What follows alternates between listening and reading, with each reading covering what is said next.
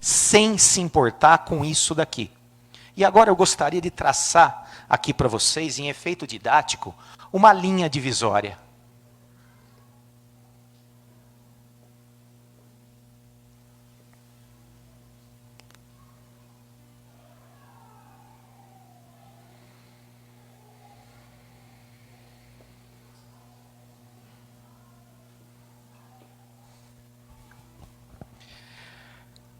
O estar e o fazer dizem respeito a uma instância psíquica que existe em cada um de nós, que ela é formada nessa encarnação que nós chamamos de ego. Vocês já ouviram falar esse termo, ego? O que é o ego? Ego é uma parte de mim e é formado nessa encarnação. A partir do momento que eu assumo uma identidade, eu vou estar filho do meu pai e da minha mãe, eu vou estar com nome de batismo, eu vou estar num determinado país que vai me oferecer uma nacionalidade temporária. Então, isso daqui está baseado na construção de um aspecto da minha vida que é o ego. E eu, naturalmente, para constituir o meu eu, para me identificar como pessoa, eu me apego muito a esse aspecto da minha pessoalidade, reforçando o meu ego. Muitas pessoas, no decorrer da sua vida, impulsionadas pelo ego, elas valorizam e se identificam muito com aquilo que eu faço. Então, eu sou presidente da USE, eu sou presidente da USE, eu sou gerente do banco, eu sou o médico da cidade, eu sou o prefeito, sou. Na verdade, isso tem a ver com aquilo que eu faço, que também está estruturando o meu ego. Olha que interessante isso.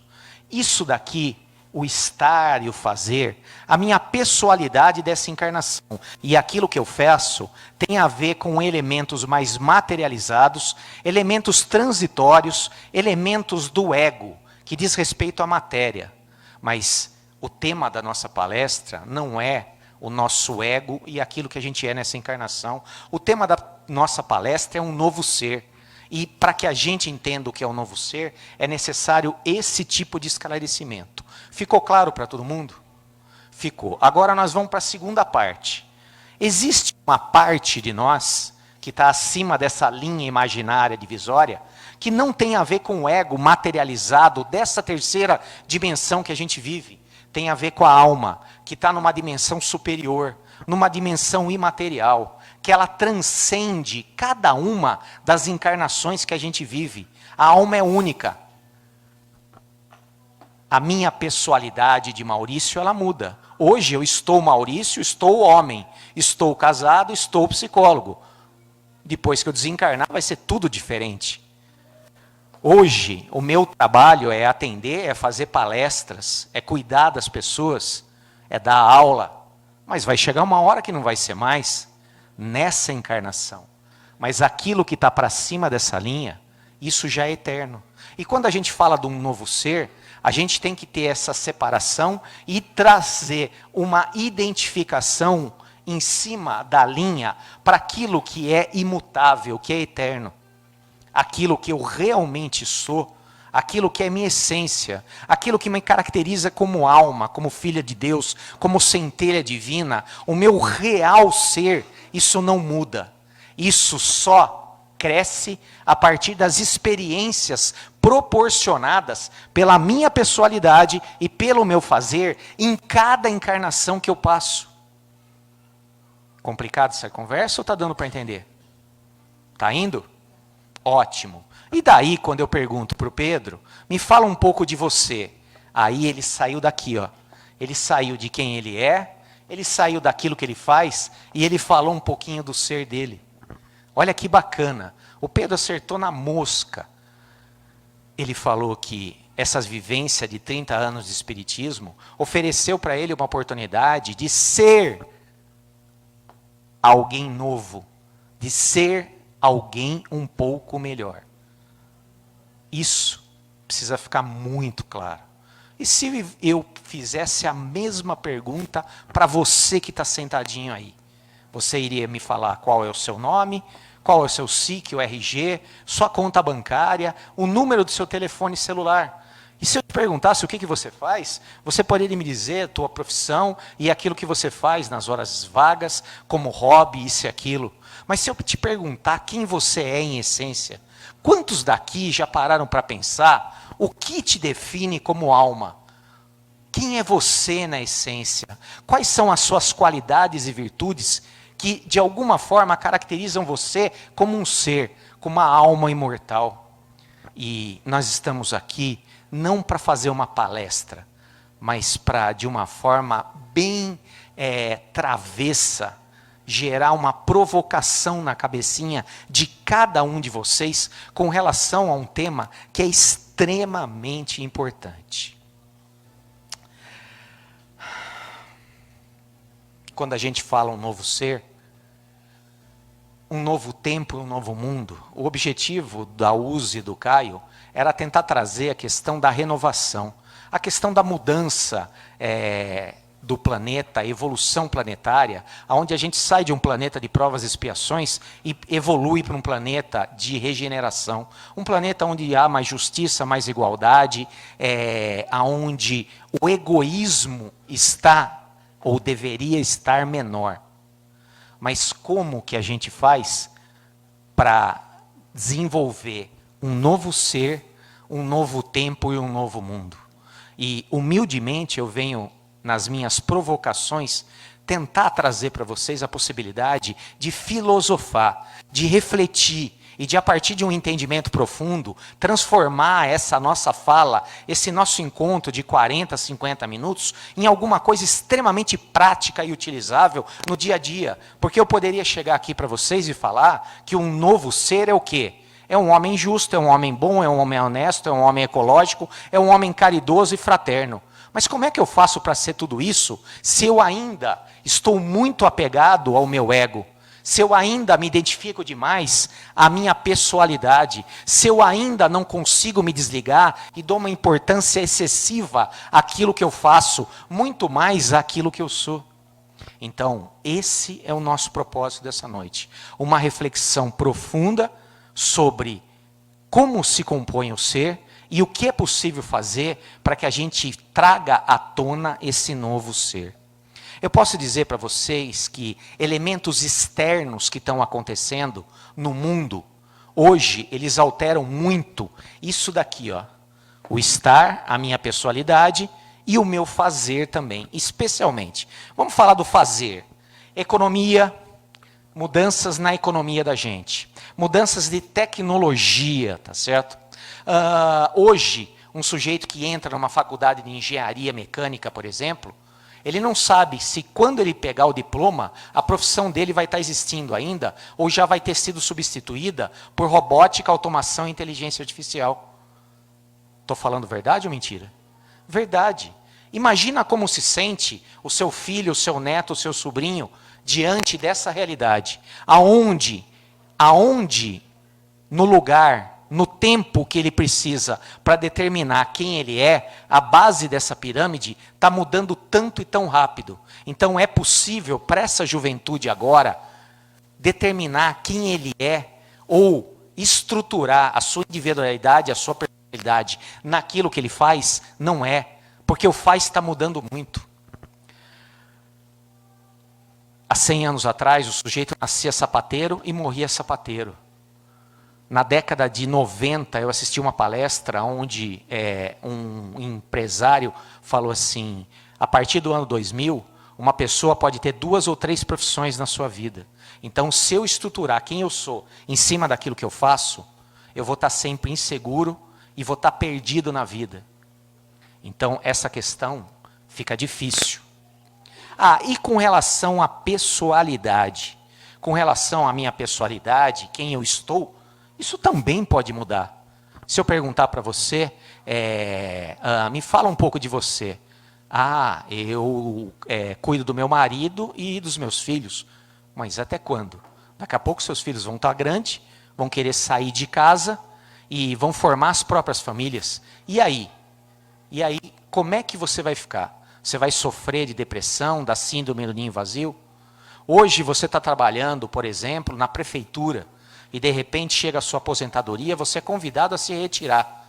E nesse momento não é incomum eu atender uma pessoa em consultório que fala assim, eu estou sentindo uma angústia muito grande, um vazio, porque eu não me encontro mais, é um buraco que me dá no peito. E a gente conversando chega à conclusão que o quê? Que a vida inteira do sujeito, ele estruturou quem ele era em cima daquilo que ele fazia. E agora que ele se aposentou, ele já não se encontra mais. Porque ele acha que ele é aquilo que ele faz. E a partir do momento que ele não faz mais, ele não se acha nada. Ele se acha um peso morto.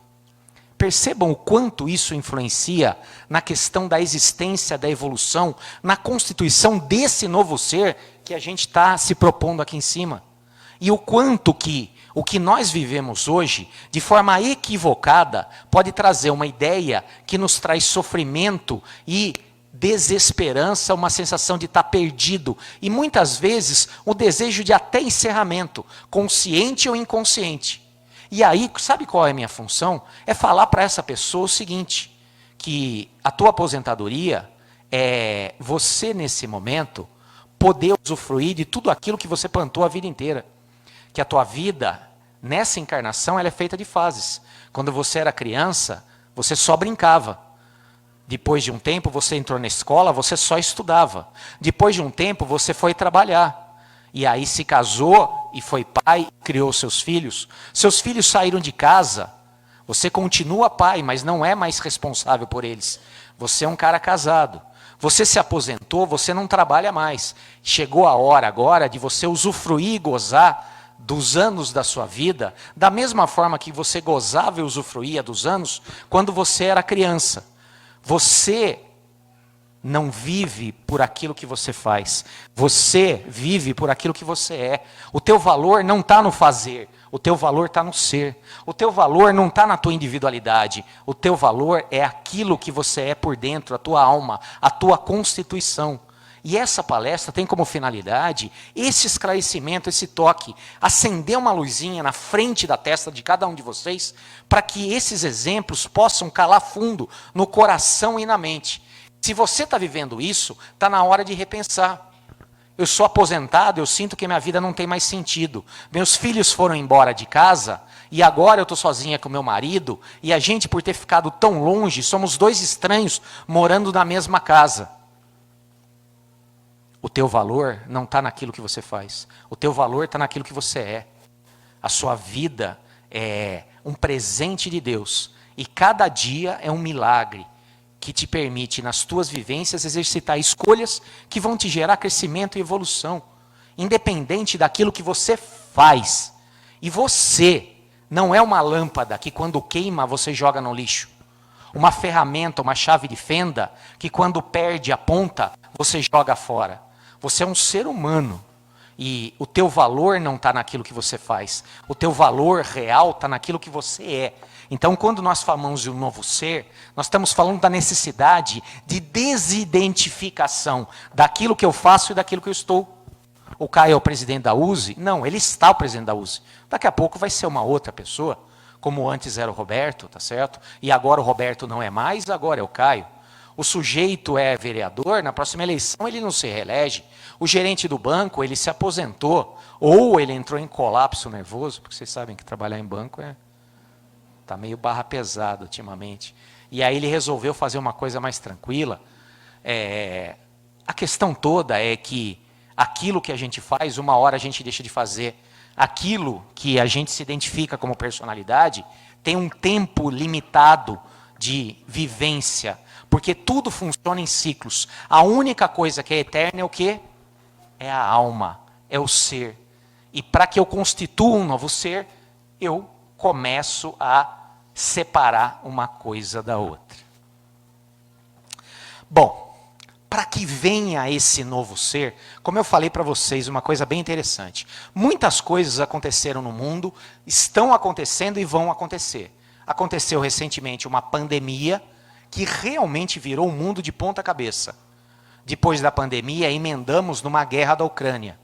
Depois da guerra da Ucrânia, agora, nós temos uma outra situação que vai mexer muito com a vida de cada um de nós. A Copa do Mundo.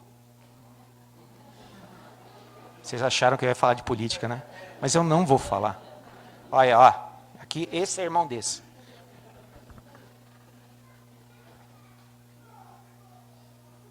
esses eventos, de alguma forma, eles mexem com a nossa vida.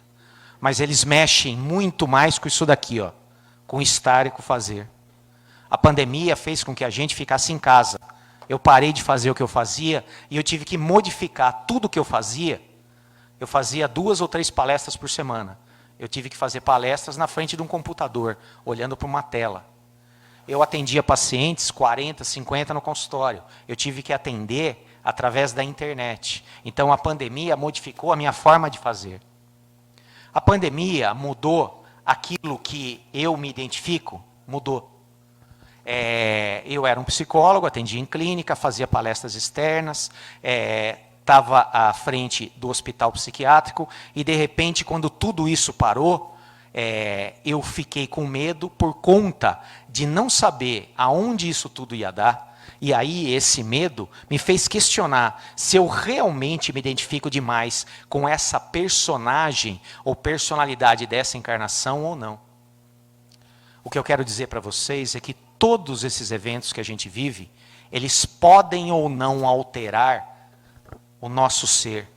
Eles com certeza alteram a nossa personalidade dessa encarnação, alteram aquilo que a gente faz. Mas elas só alteram o nosso ser se a gente tiver uma atitude reflexiva, uma atitude filosófica e se permitir incorporar essas vivências, transformando isso em mudança de comportamento e repetindo esse comportamento de forma disciplinada até que ele faça parte da gente e, a partir daí, a gente tenha esse novo comportamento como uma evolução. Eu vou dar um exemplo que eu não gosto de dar, que é um exemplo que diz respeito à minha pessoa. A pandemia foi tão pesada para mim, porque os atendimentos que eu passei a ter eram atendimentos gravíssimos. Antes eu atendia um paciente grave por dia, ou 2.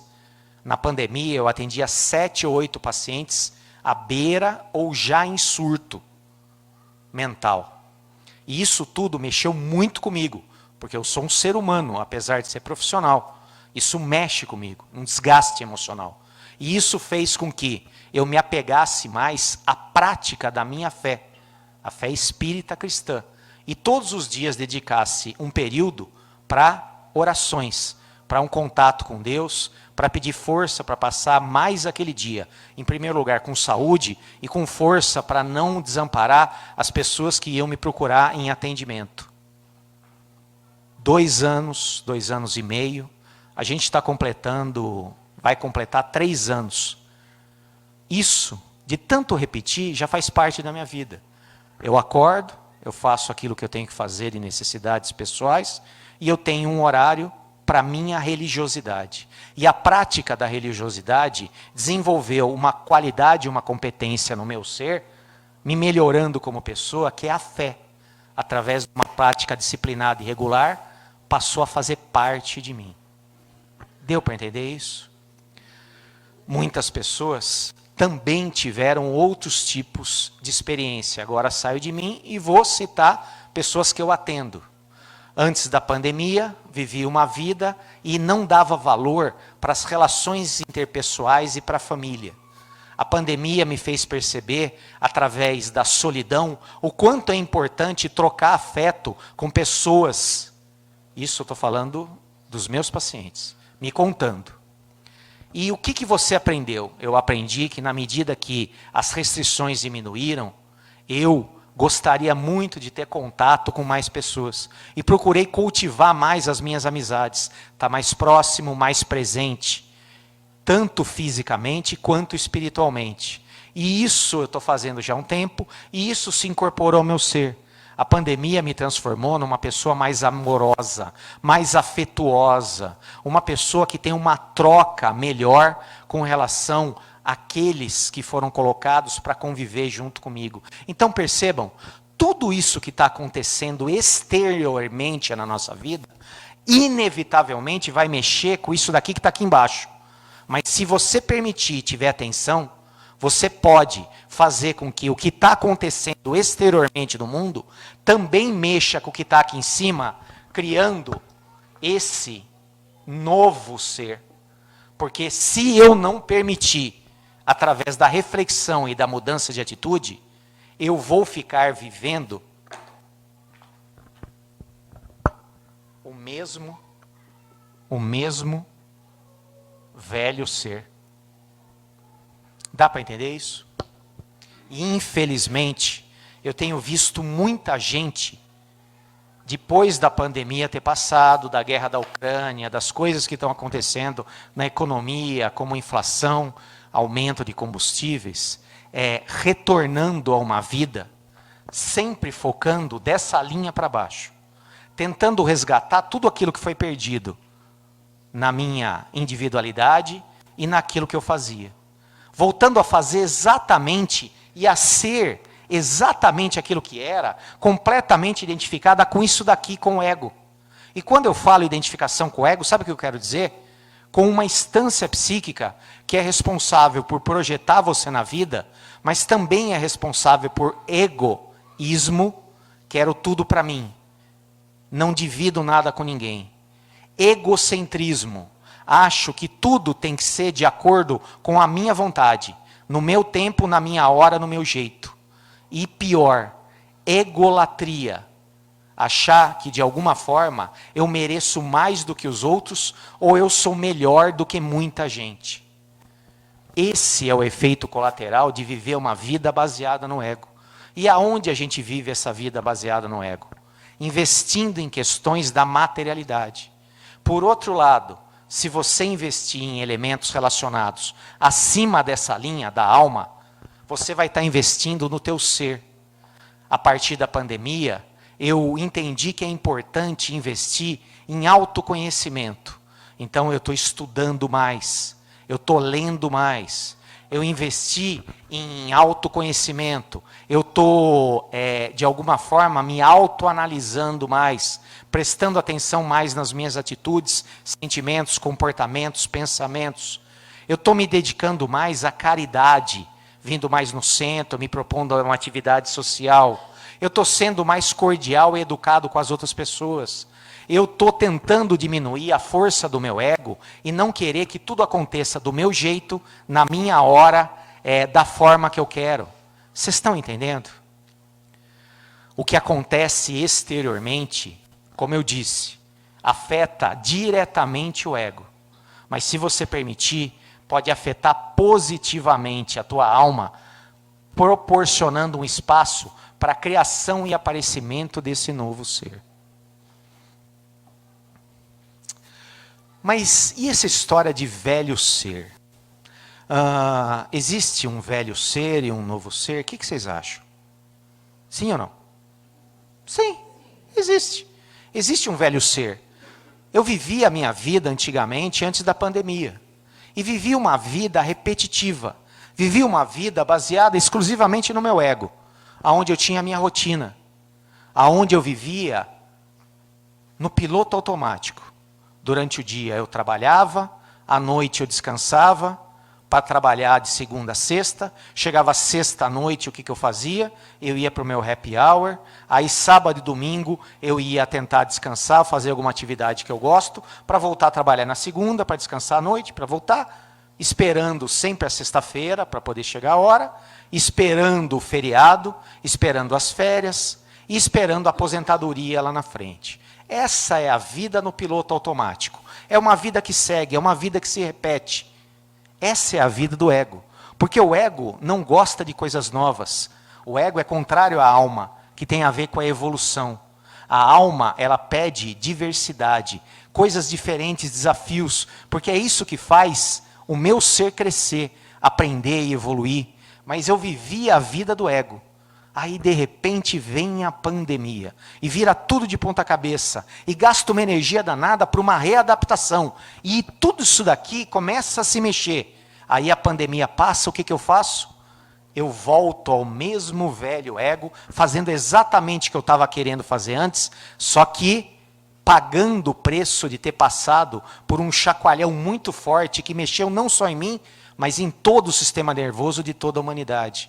E agora, eu não sei porquê, mas eu estou diferente. Mas eu não consigo me adaptar a esse diferente. Porque eu estou vivendo o velho ser. Como é que eu faço para transitar entre o velho ser e o novo ser? É necessário eu matar o velho ser? Não, não é necessário e nem é possível. Porque esse novo ser que nós estamos propondo aqui no nosso tema, ele é a construção e a evolução do velho ser. A evolução, ela não dá saltos. A evolução não pula. A evolução não se cria do nada. O próprio termo evolução, ele diz respeito a algo que melhorou e cresceu. Algo que subiu de degrau. Algo que subiu de patamar. Algo que melhorou em quantidade e em qualidade. Então, quando a gente fala de ser, nós estamos falando em reconhecer o meu velho ser, exemplo de antes da pandemia, e em cima daquele velho ser, em vez de trabalhar elementos do ego e tentar voltar à velha normalidade, é eu me permitir me arriscar ao novo e fazer bons investimentos na minha alma, para que aí sim, esse novo ser seja construído sobre o velho ser. Então, é do velho ser que nasce o novo ser. Mas e as coisas ruins do velho ser? As coisas ruins do velho ser, elas podem ser adaptadas, aprimoradas e substituídas como potencialidades do novo ser. Olha que interessante isso.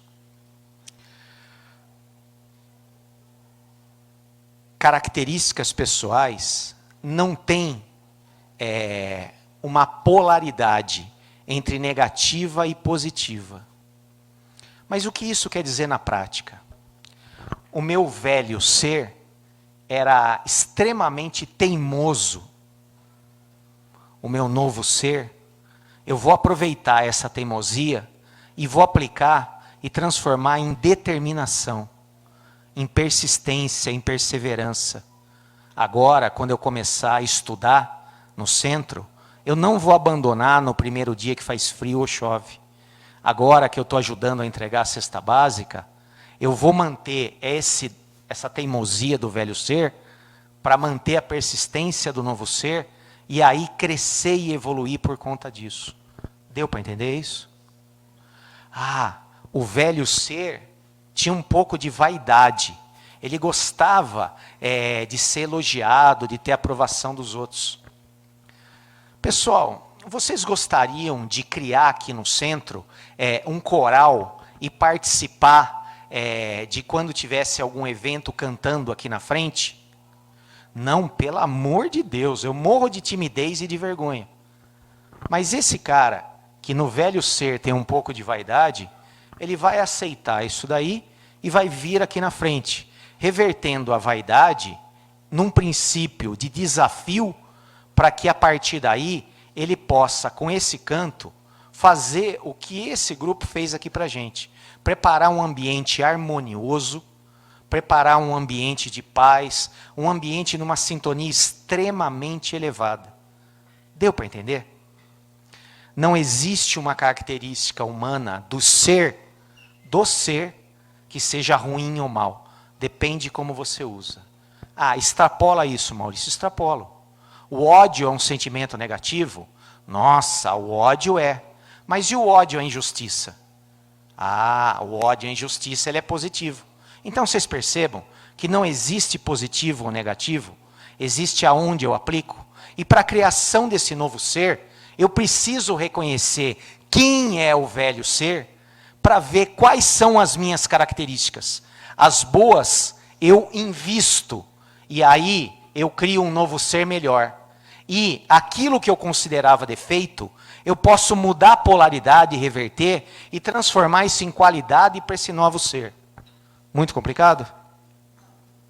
Tá, mas você está falando isso de um jeito como se fosse assim, fácil. Não, muitas vezes não é fácil. Mas o espiritismo kardecista, ele oferece ferramentas para você fazer isso. Existe uma ferramenta chamada autoconhecimento, que vem através do estudo do Evangelho, do Livro dos Espíritos, de toda a codificação.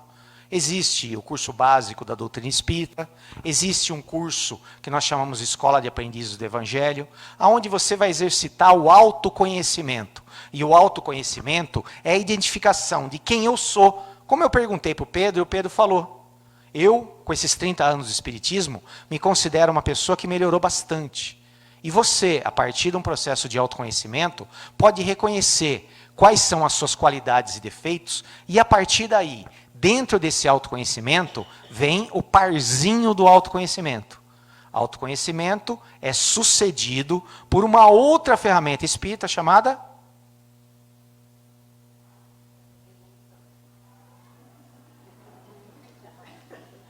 cri. Tem um grilo aqui, ó. Reforma íntima, pessoal, pelo amor de Deus. Ô negada. Vocês me decepcionam assim. Reforma íntima. O autoconhecimento me permite um olhar profundo sobre a minha humanidade. O que eu tenho de bom, eu vou investir. Vou investir da linha para cima. E vou fortalecer o meu ser.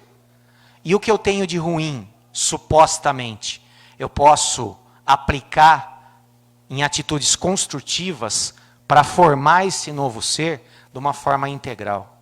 O Espiritismo te dá de mão beijada a ferramenta do autoconhecimento e a ferramenta da reforma íntima, que é o aprimoramento contínuo através da observação das nossas reações emocionais, dos pensamentos que derivam disso e das atitudes e comportamentos que eu me proponho a mudar através do exercício da reforma íntima. Ficou claro isso? Dúvidas? Vivemos hoje um período de muitas pautas. Diversidade religiosa, muitas religiões, muitas delas que cultivam o conflito e uma concorrência, uma competição desnecessária. Sabemos que toda religião, em essência, tem como finalidade aproximar o homem do Criador, ou encontrar esse Deus que já habita dentro de nós, afinal, somos criação dele, somos um pedaço dele. Mas temos na diversidade religiosa uma pauta de conflito. Diversidade racial, outra pauta. Diversidade de gêneros, masculino, feminino. Diversidade de... como é que chama aquilo agora?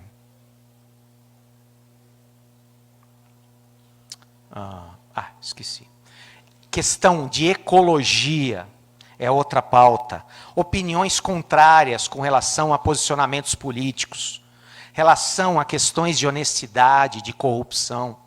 Nós vivemos um momento onde o excesso de informação pelas redes sociais que estão acessíveis na nossa mão, quando que antigamente, uma boa parte das pessoas que estão aqui se lembram que o nosso dia era dividido entre dia, que a gente trabalhava, à noite, que a gente voltava para casa e descansava, e depois a gente dormia para acordar no dia seguinte.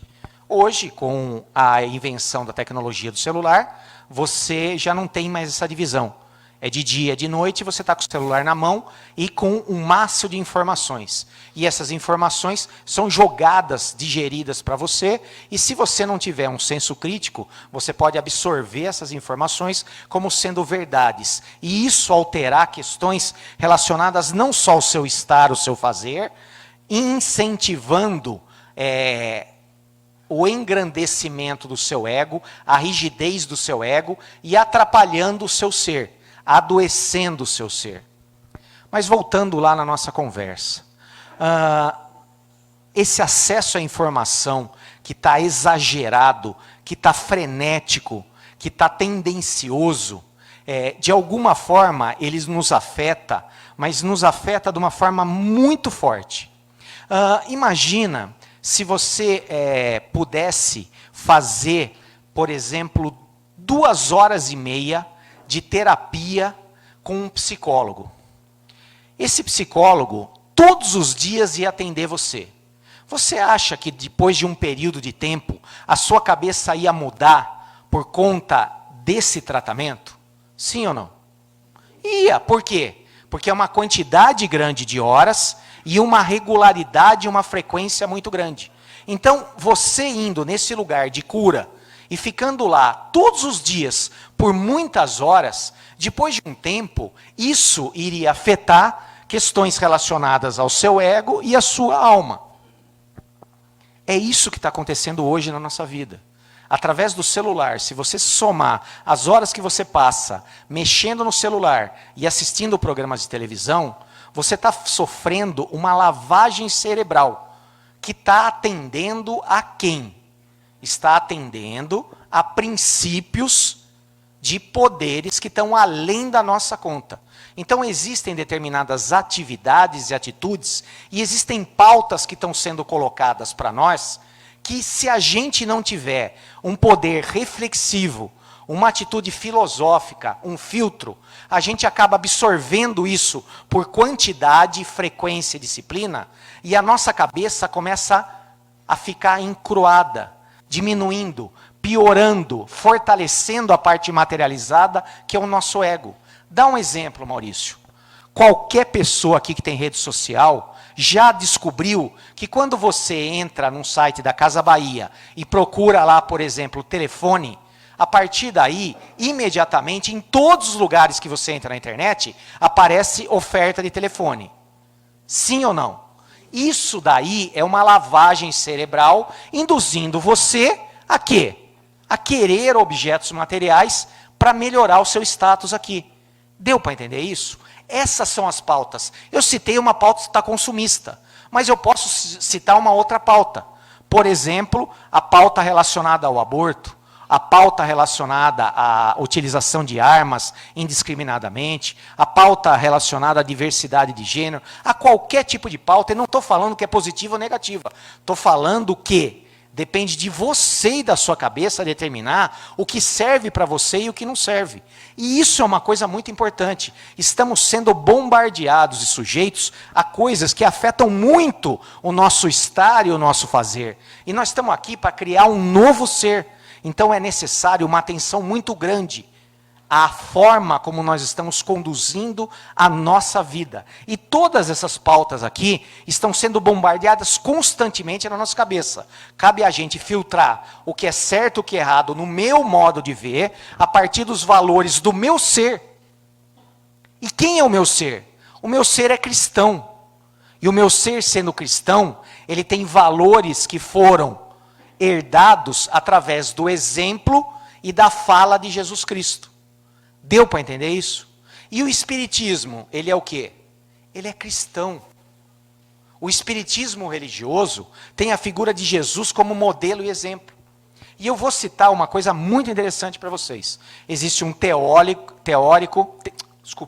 existe um teólogo evangélico chamado Caio Fábio, e eu estava assistindo uma palestra dele, e um entrevistador pergunta para ele assim, Caio Fábio, o que você acha que Jesus faria se ele viesse hoje aqui na Terra, com relação a essa questão da homossexualidade, dos transgêneros, com relação à corrupção? Caio Fábio responde de forma surpreendente: Jesus faria exatamente o que ele fez há 2 anos atrás. Nada. Na época de Jesus, existia a homossexualidade. E Jesus nunca julgou a homossexualidade. Na época de Jesus, existia a prostituição. E Jesus nunca julgou uma prostituta. Na época de Jesus, existiam ladrões. E Jesus nunca julgou um ladrão. Na época de Jesus, existia muita corrupção por parte do governo judeu, por parte da invasão romana, por parte dos sacerdotes judeus também, e Jesus nunca fez nada. Sabe por quê? Porque essa não era a pauta de Jesus. A pauta de Jesus era o amor, a compreensão e a aceitação incondicional. Jesus não se importava com essas questões. Simplesmente os irmãos vinham até ele, e quem chegava até ele, ele acolhia amorosamente, compreendia e aceitava incondicionalmente, sempre apontando o caminho para melhoria. E que caminho para melhoria? É o caminho que sai daqui e vai para cá. Ah, pastor, dá um exemplo. Na praça, uma prostituta, uma mulher adulta sendo apedrejada. Jesus entra no meio e fala assim: quem nunca errou, que atire a primeira pedra. Todo mundo vai embora. Ele não julgou aquela mulher. Ele colocou a mão na cabeça dela e falou assim, ó, vai em paz. Procure não errar o mesmo erro ou procure não pecar mais. O que ele fez? Ele não julgou, ele não condenou, ele simplesmente tirou o fazer errado dela e colocou para o ser. Deu para entender isso? Mas me fala, por que Jesus, sendo um revolucionário, um espírito tão elevado, ele não abraçou a causa ecológica, a causa da honestidade, a causa da corrupção, a causa da promiscuidade sexual, a causa dos abusos, a causa da violência, a causa do roubo? Porque Jesus, como um espírito extremamente elevado, ele entendia que existe uma lei que se chama causa e efeito. E tudo aquilo que acontece nesse âmbito aqui, ó, é só um efeito de uma causa profunda. Por que existe feminicídio e violência contra a mulher?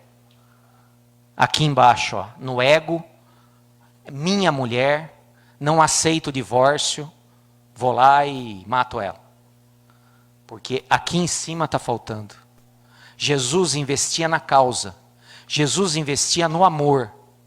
Jesus entendia que se o ser humano aprimorasse o seu ser, evoluísse o seu ser, criasse um novo ser, tudo isso que bagunça aqui embaixo, que tem a ver com corrupção, com luxúria, com roubo, com inveja, isso naturalmente iria desaparecendo. Faz sentido para vocês? Então, quando o tema de hoje diz respeito a um novo ser, nós estamos falando de uma coisa extremamente coerente e pertinente. Se a partir de agora eu começar a investir no meu ser, todos os problemas que eu tenho no fazer e na minha personalidade, na minha persona, eles devagarzinho vão perdendo a importância.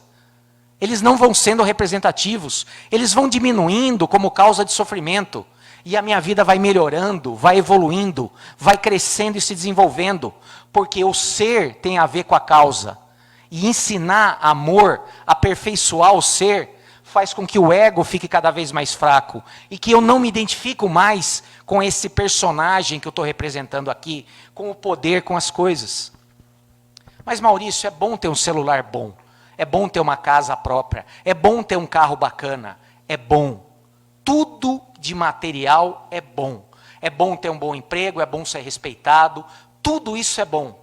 Mas melhor do que tudo isso, que é transitório, é muito mais importante eu ser. É muito bom eu ter uma autoestima, me achar bonito, estar forte. É muito bom eu ser portador de um título. Ah, eu sou formado bacharel em direito, eu sou isso, eu sou aquilo. Mas eu sei que isso é transitório. Não adianta nada eu ter uma titularidade se eu não sou uma pessoa do bem, se eu não tenho amor no coração, se eu não tenho a caridade como pauta. Deu para entender isso?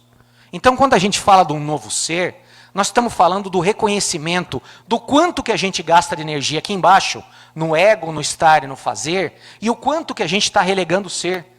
O quanto que o mundo lá fora, o mundo externo a nós, está trazendo chacoalhões para balançar a gente, para ver se a gente larga um pouco mão disso daqui e foca mais nisso, mas a gente está deixando essa oportunidade passar. Das 16 horas que você passa por dia, quantas horas você se dedica para essa parte e quantas horas você se dedica para essa? Seja honesto comigo, ou com você mesmo. Das 114 horas semanais que você passa acordado, Quantas horas você se dedica para isso daqui, ó? Para trabalhar, para lazer, para descansar, para falar mal dos outros, para ver rede social, para assistir Cidade Alerta, para discutir política e brigar com parente. E quanto que você gasta em horas para investir nisso daqui? E qual é esse investimento? Esse investimento o que, que é? Autoconhecimento, reforma íntima, estudo, prática da caridade, compreensão e aceitação, exercício das minhas qualidades, porque quanto mais eu exercito qualidades e virtudes, menos espaço sobra para os meus defeitos e vícios. Esse é o sentido, essa é a proposta, é esse redirecionamento. É vocês saírem daqui, não com uma palestra que entra por aqui e sai por lá. Não faz o menor sentido. Quantas vezes, o sujeito chega em casa, e aí? Foi no centro? Fui. Assistiu a palestra? Assisti, veio aquele Maurício lá de Amparo. E aí, como é que foi? Nossa, foi bom pra caramba. Mas o rapaz fala que é uma beleza. É mesmo? E sobre o que foi? Não, mas foi muito boa a palestra. Ele falou sobre o quê? Não, ele falou umas coisas muito bonitas lá, mas, nossa, que dom que tem esse rapaz para falar. Deu para entender? Não adiantou piciroca. O sujeito vem no centro. Senta, ouve o evangelho, recebe os fluidos, toma um passe, sai mais leve. Mas o quanto disso repercutiu efetivamente num investimento em mudança de atitude e comportamento que viesse de alguma forma a proporcionar um ser um pouquinho melhor, entendendo que tudo isso daqui é transitório e passa. Eu criei meus filhos, eles saíram de casa, minha função de mãe já acabou, agora eu tenho que cuidar da minha vida. E todos esses 5, 10, 15, 20 anos, eu vou investir em quê? Eu vou investir no meu aprimoramento pessoal. Eu quero ser um espírito melhor. Eu quero ser mais caridoso, mais amoroso. Eu quero ser mais sábio. Eu quero controlar mais os meus sentimentos. Eu quero controlar os meus pensamentos. Eu quero fazer a diferença. Eu quero mudar um pouco. Poxa, mas você quer mudar o mundo? Não, eu não quero mudar o mundo. Eu quero fazer um trabalho de formiguinha. Se eu mudar um pouquinho, e cada um mudar um pouquinho, já mudou bastante. E, na verdade, eu não estou nem preocupado com os outros. Eu estou preocupado em chegar lá do outro lado e falar assim, velho, como é que você aproveitou o teu tempo?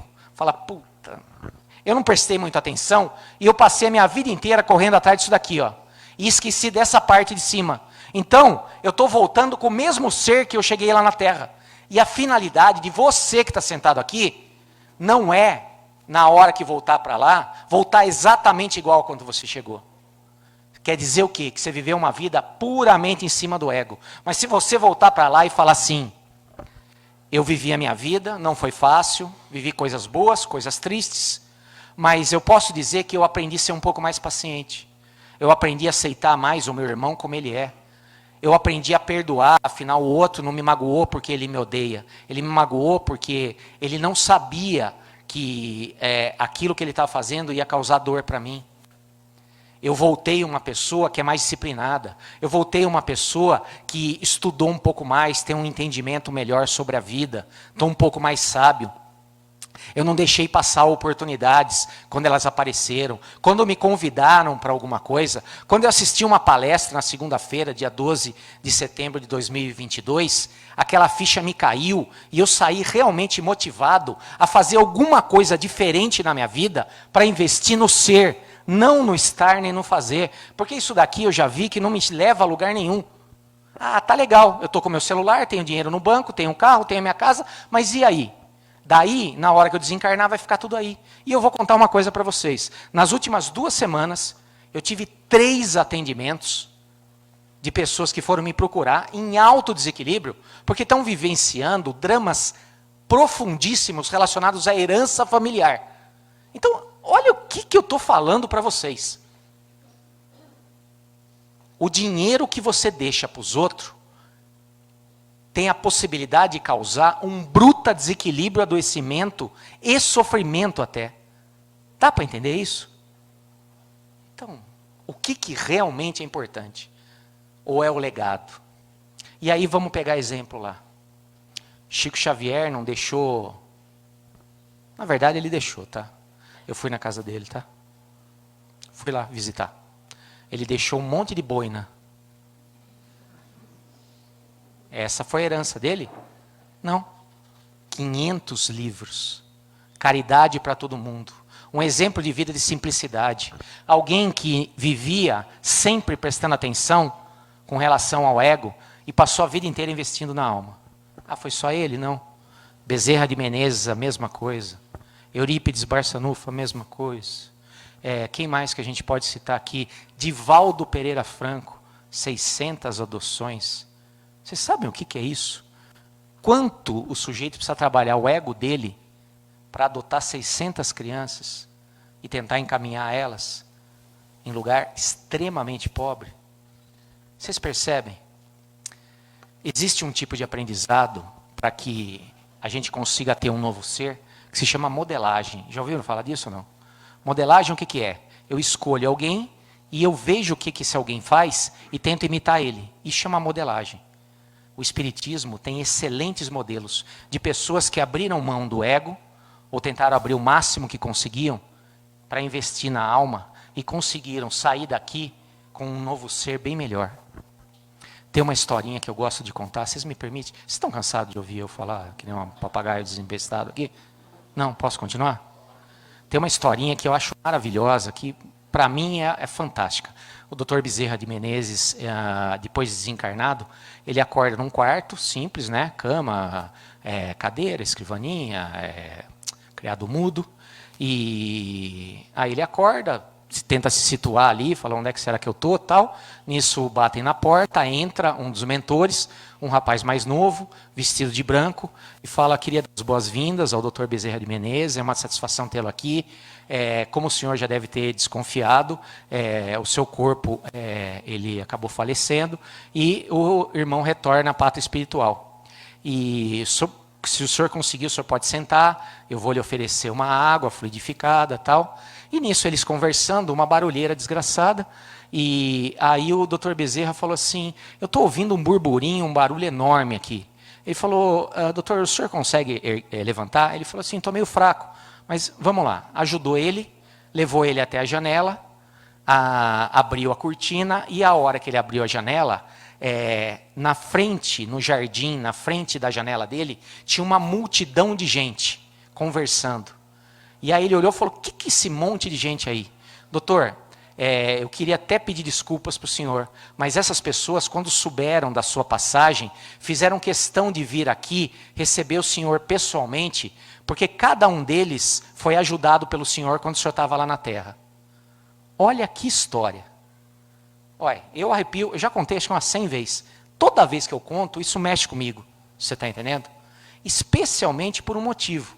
Eu fico pensando, quando abrirem a janela, se vai ter alguém com um pedaço de pau, pedra, para receber eu lá, alguma coisa assim, tá certo?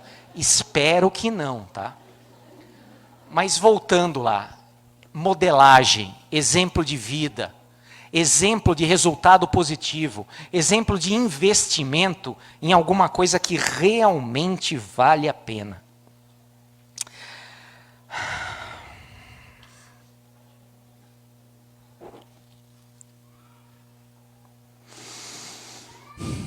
Vivenciamos hoje, na sociedade, uma crise muito grande de valores. Eu trabalho com menores infratores, que são aqueles jovens que cometeram crimes, mas não podem ser presos. Eles têm penas alternativas. Eu trabalho com dependentes químicos também, trabalho voluntário. E o que eu posso dizer é que, fazendo uma análise do ambiente aonde eles vieram, muito do que eles expressam hoje como comportamento está baseado numa ausência total de qualquer tipo de educação relacionada a isso. E uma hipervalorização disso daqui. É importante se você tem uma corrente de ouro, é importante se você tem uma moto, se você tem dinheiro, se você é forte, se você é respeitado por outros que são valentes como você. Uma vida vazia, sem propósito, e uma vida sem valor e sem sentido, ela é uma vida que leva à busca desenfreada do prazer. E o que oferece prazer desenfreado? O veneno do álcool e da droga. Então, o que eu posso dizer para vocês é que a educação de valores para a juventude, como a evangelização infantil que a gente tem aqui, a mocidade, é a melhor vacina que você pode dar para que um espírito não se perca aqui, ó, no ego, que ele tenha uma noção que essa parte, ela existe. É uma parte, mas aquilo que realmente importa é daqui para cima. É a alma e é o ser. É aquilo que eu sou por dentro. Porque o que eu sou por dentro, ninguém nunca vai me tirar. Mas o que eu tenho, uma hora ou outra vai sair de mim, porque me é dado por empréstimo. Então, eu defendo aqui que as escolas, que as instituições religiosas invistam nessas gerações vindouras na educação de valores. E que valores são esses? Generosidade. Coisa que hoje os pais têm uma dificuldade tremenda de ensinar os seus filhos a dividir. Honestidade. Sempre falar a verdade. Sem medo da punição. Só mostrando que a mentira tem consequências. Estimulando a honestidade e a sinceridade. Bondade e doçura. A possibilidade de você ser uma pessoa que pensa no outro. Coragem. Existem 2 impeditivos para a evolução da alma, do ser. Um é o medo e o outro é a preguiça. Você que está sentado na cadeira, se você fizer uma análise profunda, psicológica, você vai chegar numa conclusão. Tudo que eu devia ter feito e não fiz, foi porque o medo me paralisou ou porque eu tive preguiça de seguir adiante. Então, se existem 2 inimigos da evolução, é o medo e a preguiça, o medo e a acomodação. Então, ensinar o seu filho a coragem, enfrentar o medo é fundamental. Ensinar o seu filho a ter compaixão. Quando ele vê alguém doente, um animal, a própria natureza, ele se compadecer e tentar aliviar esse sofrimento. Ensinar solidariedade. Quando a gente divide o pouco que tem, nunca nos falta nada. Ensinar ao seu filho o valor do trabalho. Quantos que não escutam? Eu não tenho um filho, eu tenho um hóspede que mora na minha casa. Ele acha que ele só tem direitos, não tem dever nenhum. Ele nasceu assim? Não, você educou assim. Você educou ele para que o ego dele seja forte. Mas se você educar com valores, você vai estar educando a alma dele. Humildade. Eu não sou pior nem melhor que ninguém. Eu sou igual a todo mundo. Compreensão. Esse é o maior ensinamento. É aí que entra a questão de Jesus. Jesus veio aqui para mostrar que amar realmente é aceitar a pessoa na luz e na sombra. Que todo ser humano tem defeitos e qualidades. E quando a gente gosta de alguém, a gente gosta por aquilo que a pessoa tem de bom. Mas quando a gente ama a pessoa por aquilo que ela tem de bom e de ruim. Afinal, a humanidade dela comporta esses 2 lados. Eu tenho defeitos e vícios e tenho qualidades. E se eu me propor a autoestima, eu tenho que aceitar e amar esses 2 lados. Obviamente, investindo, trabalhando, colocando energia na alma para criar esse novo ser, para que o velho ser não permaneça. Compreensão de Jesus é aceitar cada um de nós na nossa humanidade, respeitando o nosso tempo de evolução, respeitando a nossa condição, respeitando os nossos limites. Para finalizar, e para fazer um link com o nosso tema aqui, eu fiz uma grande pesquisa e encontrei um artigo de Herculano Pires que tem como título O Homem do Futuro. Esse artigo fala sobre Chico Xavier e fala que o Chico Xavier é o homem do futuro. Se a gente quer um novo ser, um novo tempo e um novo mundo, a gente pode olhar Chico Xavier como um exemplo. Segundo Herculano Pires, quais eram as características do espírito Chico Xavier, quando esteve encarnado aqui na Terra, que a gente pode copiar humildemente e tentar reproduzir? Era um sujeito que tinha consciência e participação social. Ele pensava nos mais necessitados e não se isentava de fazer a caridade e ajudar. Era um sujeito com educação moral e filosófica. Ele não se deixava abater. Ele estava sempre lendo, estudando, procurando um aperfeiçoamento. E isso vocês podem ver não só através da literatura, como através das entrevistas. O quanto ele, a partir do esforço, saiu de um lugar extremamente humilde e analfabeto e chegou num lugar onde ele era capaz de ensinar doutores. Valorização dos laços afetivos, o quanto é importante dar carinho e se permitir receber carinho. Outra característica de Chico Xavier, que é o homem do futuro, o novo ser, distribuição e justiça social. Chico Xavier tem várias histórias, e uma delas que a gente gosta de contar é, ele recebeu a visita do Faustão uma vez, que deu um relógio de ouro para ele. Ele achou lindo, agradeceu e colocou numa gaveta. Quando ele recebeu a visita de um outro apresentador de televisão, que foi o Gugu, ele, antes do Gugu ir embora, ele falou assim, queria te dar um presente. Abriu a gaveta e deu o relógio que ele tinha ganho. Olha que interessante isso. Para ver que o relógio de ouro não tinha o valor do relógio de ouro. Ele tinha o valor do carinho. O Faustão deu com carinho. E ele deu para o Gugu com carinho. Caridade como norma de conduta. Sempre olhar para o outro e não fazer para o outro o que a gente não quer para a gente. E por último, a gente chama de educação do espírito.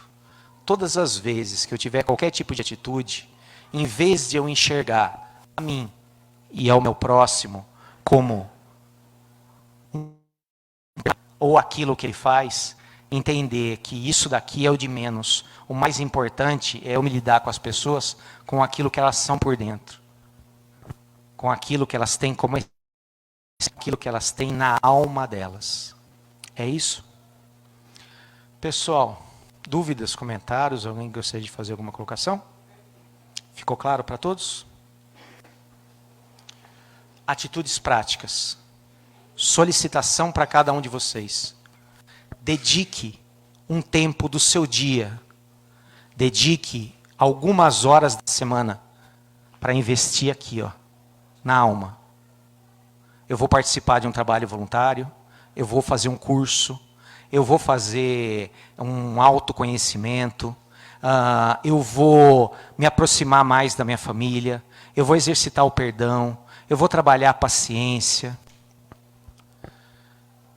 seguindo os ensinamentos e exemplos de Cristo, que nunca se apegou a pautas, sempre se apegou àquilo que realmente ele achava importante, que era a causa de tudo, que é o amor. Se você me perguntar, o que você está fazendo aqui na Terra, eu vou te responder sem pestanejar. Eu encarnei aqui para aprender a amar mais, amar melhor e amar um número maior de pessoas. Amar mais significa o quê? Amar mais com o meu ser. Amar melhor é amar com menos ego, com menos egoísmo, com menos ciúme. E amar um número maior de pessoas. Cada pessoa que a vida colocar na minha frente, não perder a oportunidade de estabelecer, dentro das condições que a gente tem, que às vezes são difíceis, o máximo de troca legítima de afeto entre o ser que eu sou e o ser que a outra pessoa é, independente daquilo que ela acha que ela é e daquilo que ela faz. Perfeito? Obrigado a todos pelo tempo que vocês me ofereceram. Espero que vocês aproveitem esse nosso encontro e todas as outras palestras que têm temáticas complementares. Espero que eu tenha cumprido o meu objetivo de introduzir a ideia de um novo ser, para que a gente saiba exatamente do que está falando e que os meus outros colegas, na hora que possam falar, vocês possam estabelecer um encaixe em cima desse diagrama aqui. Perfeito? Obrigado a todos, obrigado à casa, obrigado ao USE, obrigado ao Coral de Pedreira, que foi fantástico, tá certo?